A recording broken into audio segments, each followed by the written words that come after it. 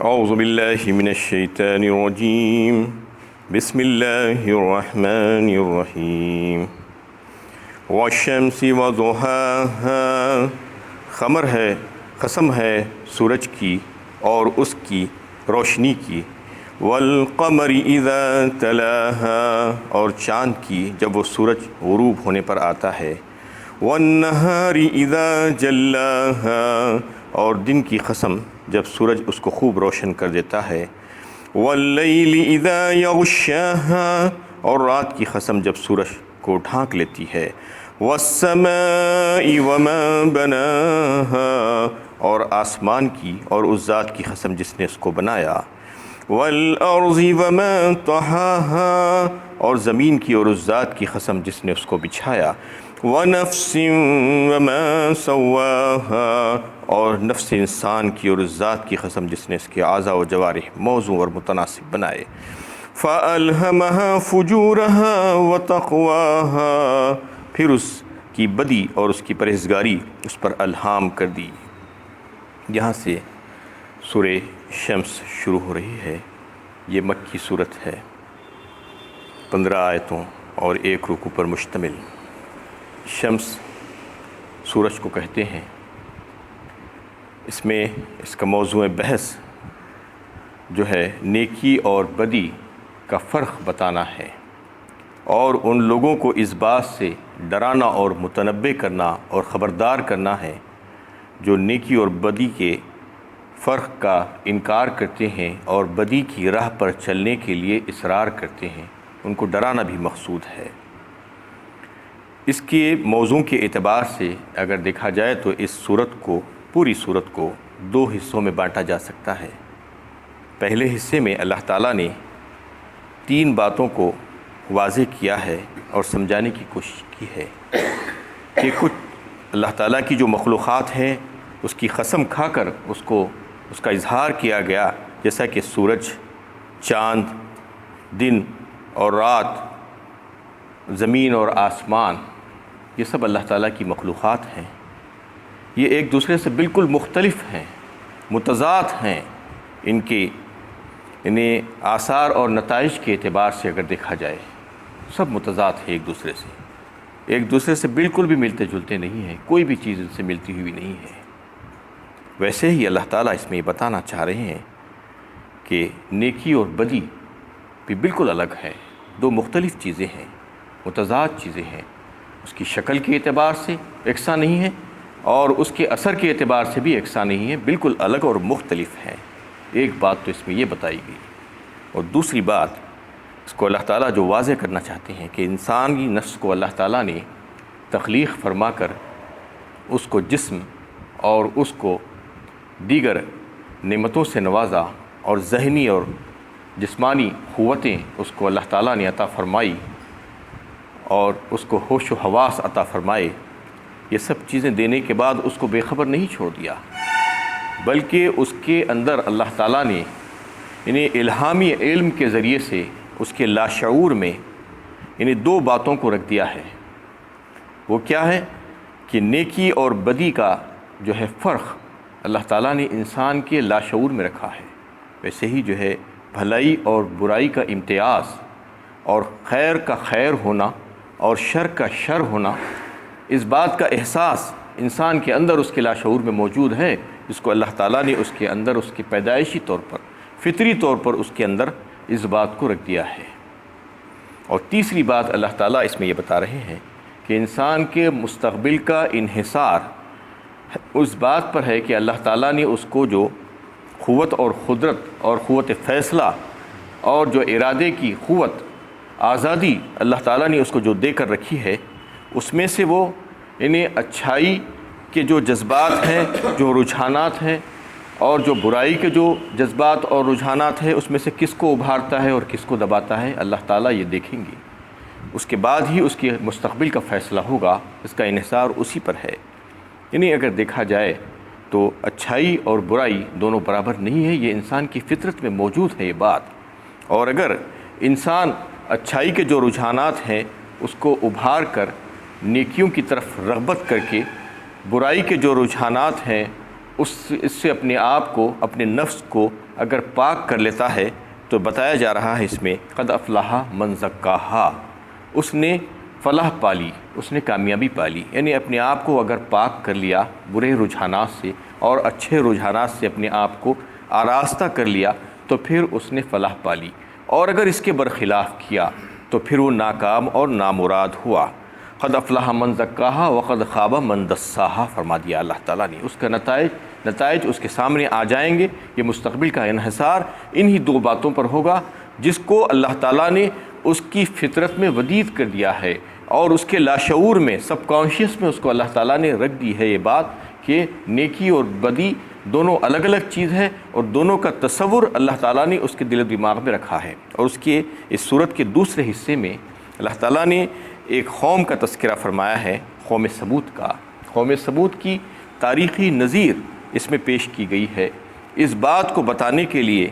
کہ انبیاء کرام کو بھیجنے کا مقصد کیا ہوتا ہے، اس کی اہمیت اور اس کی ضرورت کو بتایا جا رہا ہے اس میں کہ اللہ تعالیٰ نے جو انسانی نفس میں جو چیز کو الہام کر دیا ہے نیکی اور بدی کا، تو اس کے ذریعے سے انسان خود اگر کوشش کرے تو اس کو نیکی اور بدی کا تصور آ سکتا ہے، لیکن وہ بذات خود اتنا زیادہ نہیں ہوتا کہ انسان کو ہدایت کے لیے کافی ہو جائے. اس کی ہدایت کے لیے مزید اللہ تعالیٰ نے انبیاء کرام کو بھیجا، اور انبیاء کرام کو راست وہی بھیجتے ہیں اللہ تعالیٰ. راست وہی بھیج کر یہ بتاتے ہیں کہ لوگوں کی ہدایت کے لیے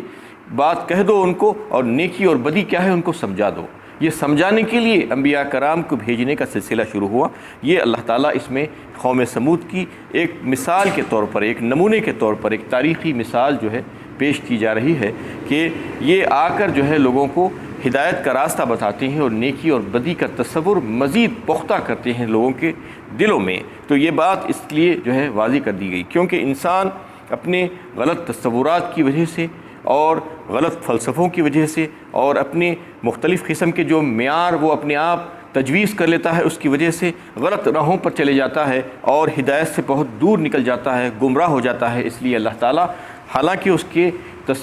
اندر یہ بات کو رکھ دیے ہیں نیکی اور بدی کا تصور، اس کے باوجود انبیاء کرام کو بھیج کر اس کو مزید پختہ کرتے ہیں اور مزید اس کو واضح فرما دیتے ہیں انسانوں کے سامنے کہ دیکھو نیکی یہ ہے اور بدی یہ ہے، یہ دونوں راستے الگ الگ ہیں، اور کون سا راستہ اللہ تعالیٰ کو پسند ہے اور کون سے راستے پر اگر تم چلو گے تو پھر تم کامیاب ہو جاؤ گے، اور کون سے راستے پر اگر تم چلو گے تو تم ناکام اور نامراد ہو جاؤ گے. یہ بالکل واضح کر دینا اللہ تعالیٰ کا مقصد ہے اس کے ذریعے سے. تو اس میں جو چیزیں پیش کی گئی ہیں تو اس کو یہ بتانا مقصود ہے. قوم سمود کا جو حال اس میں پیش کیا گیا ہے وہ اس وجہ سے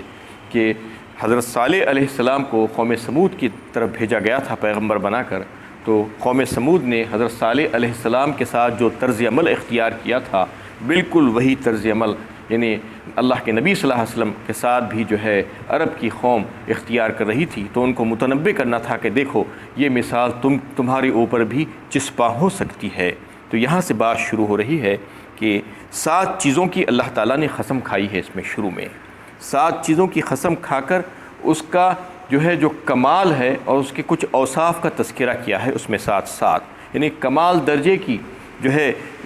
بات اس میں بتائی ہے. جیسے کہ والشمسی وضحاہا فرمایا. سب سے پہلے واو آتا ہے قسم کھانے کے لیے ہمیشہ، یہ بات اس سے پہلے بھی آپ کے سامنے آ چکی ہے. اور سورج کی قسم اللہ تعالیٰ کھائی ہے اور اس کی روشنی کی. ضحیٰ کا مطلب یہ ہے کہ سورج جب طلوع ہو کر تھوڑا سا بلند ہو جائے اور زمین پر اس کی گرمی اور روشنی پھیلنی شروع ہو جائے تو وہ ضحیٰ کا وقت ہوتا ہے. تو اس میں اللہ تعالیٰ یہ بتانا چاہ رہے ہیں قسم کے ساتھ کہ سورج جب اپنے کمال کو پہنچ جائے، یعنی جب اتنا بلند ہو جائے کہ اس کی روشنی اور گرمی زمین پر پھیل جائے اور انسان اس کو اپنے قریب تر محسوس کرنے لگے، تو وہ سورج کا کمال ہو جاتا ہے.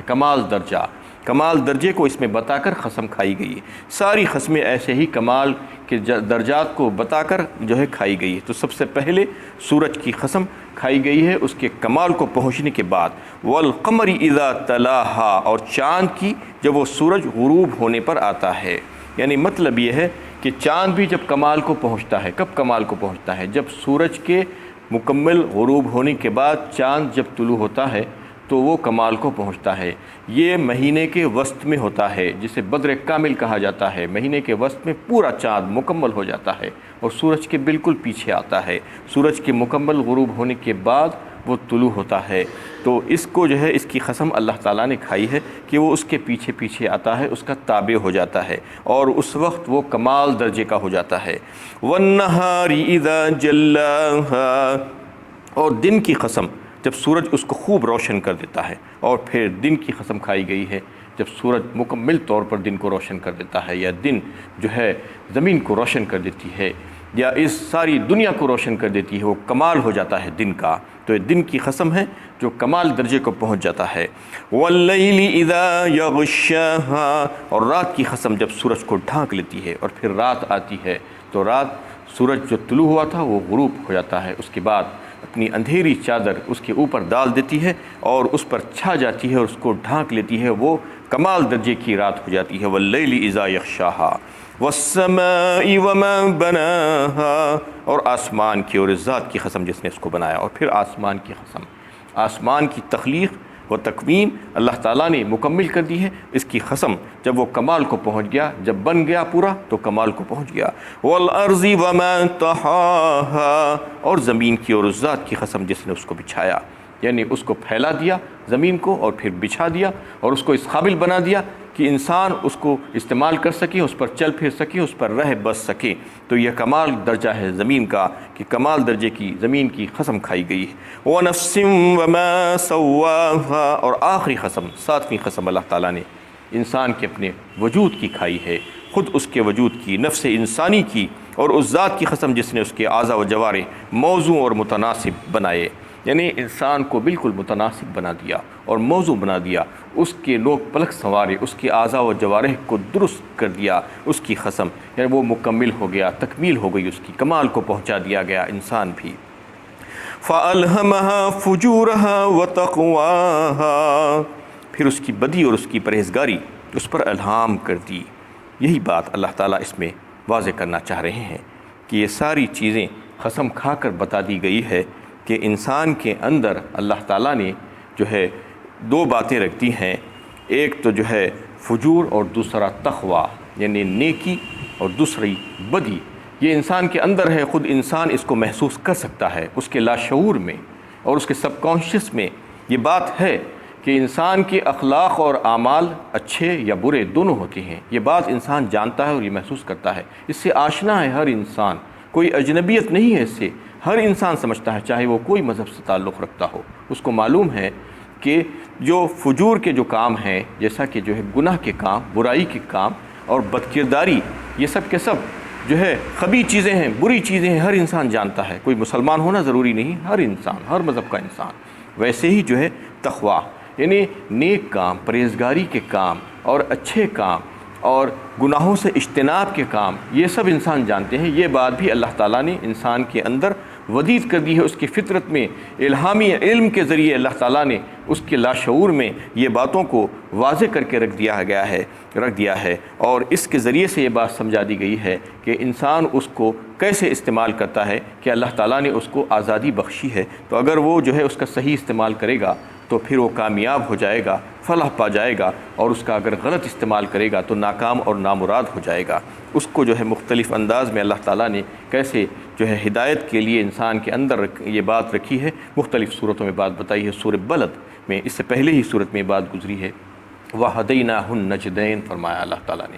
ہم نے انسان کے سامنے دو راستے کھول کر رکھ دیے ہیں، خیر اور شر کے راستے۔ اس میں بھی یہی بات کی طرف توجہ دلائی گئی ہے، یعنی خیر کا راستہ بھی اور شر کا راستہ بھی، دونوں راستے رکھے ہیں، کسی ایک پر چلنے کی زبردستی نہیں کی ہے اللہ تعالیٰ نے، بلکہ دونوں راستوں کی باتیں اس کے سامنے واضح کر دی گئی ہے، آسمانی کتابوں کے ذریعے سے اور انبیاء کرام کی ہدایت کے ذریعے سے، اور خود انسانی جسم میں جو ہے اللہ تعالیٰ نے اس کے لاشعور میں جو ہے بات رکھی تھی، اس کے ذریعے سے اللہ تعالیٰ نے دونوں راستے اس کے سامنے کھول کر رکھ دیے ہیں۔ اِنَّا هَدَيْنَاهُ السَّبِيلَ إِمَّا شَاكِرٌ وَإِمَّا كَفُورًا، فرمایا سورۃ الدہر میں 29ویں پارے میں اللہ تعالیٰ نے کہ ہم نے بے شک انسان کو